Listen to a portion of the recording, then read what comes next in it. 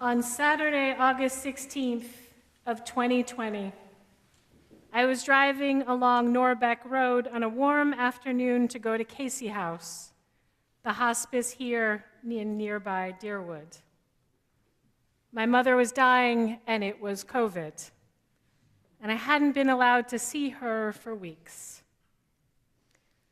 My mother was being transferred from Johns Hopkins Hospital to go into hospice, and as I drove, a thought came to me as clear as day. The next time I am in this car on this road, my mother will be dead. I will be like the song, "Sometimes I feel like a motherless child." I parked my car, and a few moments later, the large medical transport vehicle with the lights flashing arrived with my mother. Just one day before, she had been conscious, able to speak to us over FaceTime and on the phone. But the stress and the strain on her dying body was too much. So when she arrived at Casey House, she was no longer able to speak, slipping further away from us and closer to her death. I watched as they carried her on the stretcher, my sweet, beautiful, kind mother, into Casey House and into the room where she would take her last breath. It was 4 years ago. I don't remember what I was wearing that day. I don't remember what I ate or even who I talked to. I don't remember much of that day. All I remember is my mother's tiny, cancer-racked body and holding her hand with my sister and our father as we talked to her, sang with her, and played Melanie DeMore songs on my phone. Melanie DeMore, you may remember, she came and visited us a few years ago, and this album that we played over and over again is appropriately named In My Mother's House. "Swing low, sweet chariot," Melanie sang. "A balm in Gilead. I will be your standing stone. I will stand by you. I am sending you light to heal you, to hold you." These songs to this day bring me great comfort, and over again for hours, as we kept vigil by my mother's bedside, Melanie sang over us, and we spoke from our hearts of our love.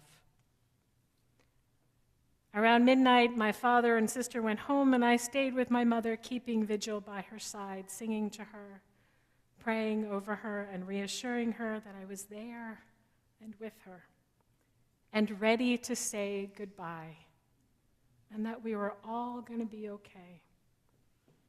And we loved her more than words could possibly express. So I tucked myself into a chair next to her and stayed awake as long as I could. A few hours later, a nurse quietly woke me up to tell me my mother was dead. She had taken her last breath, and her suffering, her great suffering, was over. And yes, my heart shattered into a million pieces, and I was plunged into the depths of grief. Till this day, I still have no memory of what happened next or even how I got home. I think I got home. And as a family, we grieved, or we tried to grieve. It was COVID, so we were each alone in our homes. Thanks to the widespread fear, it is a grief that lingers with me to this day, and that's okay. These tears are okay. My grief for my mother is a source of great, great love. It's the most loving way of being for me as a motherless child.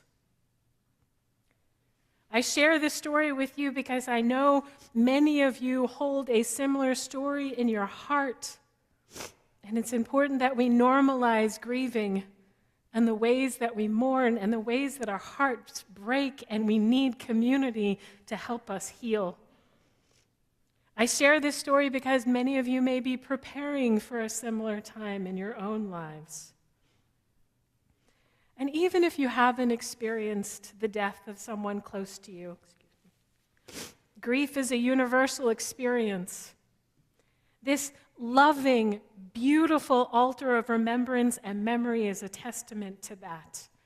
We all carry someone or many people with us. To live as a human at some times means that we will grieve. This is a fact and a reality of life.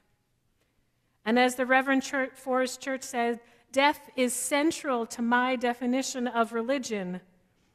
Religion is our human response to the dual reality of being alive and knowing that we have to die. Bless you. One of my most favorite tops that I wear to the gym has a skull on it, and it says, Memento Mori. Memento Mori is Latin for remember you will die or remember your death. I love this top. I've shown many of you this top. It is a constant reminder to me that this day is sacred. Today is a gift. Today is beautiful and full of possibility and joy and love and passion and beauty. Today is mine. Today is ours to make meaning, to embrace purpose, to practice kindness and compassion. Today, because tomorrow is not guaranteed, ever. For me, it's not carpe diem, which is Latin for seize the day. With great humility, I submit that carpe diem doesn't speak to the why we are seizing. It feels hedonistic and rather superficial and selfish. Memento mori is honest and real. A reminder of our own mortality and to treasure what is here, who is here, where we are now, and what is ours to truly make a difference. I think often of the life my mother wanted me to lead.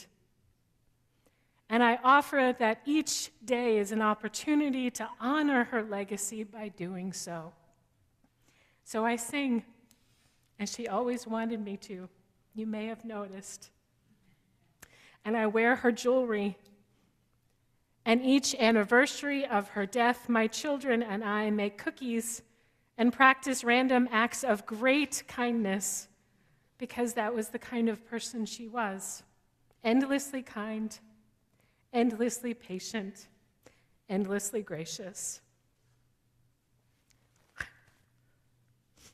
There are many, many ways we can turn our grief into tributes, take the shattered parts of our hearts and melt them with a burning love into compassion and service. So I ask you to look at this altar, to notice the pictures and the mementos, the water with our salt representing our tears, my actual tears,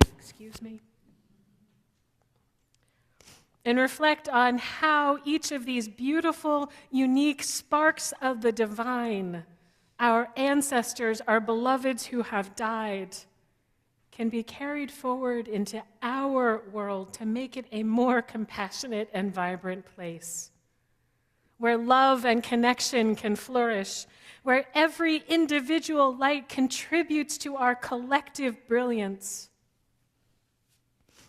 to inspire hope and connection among us all.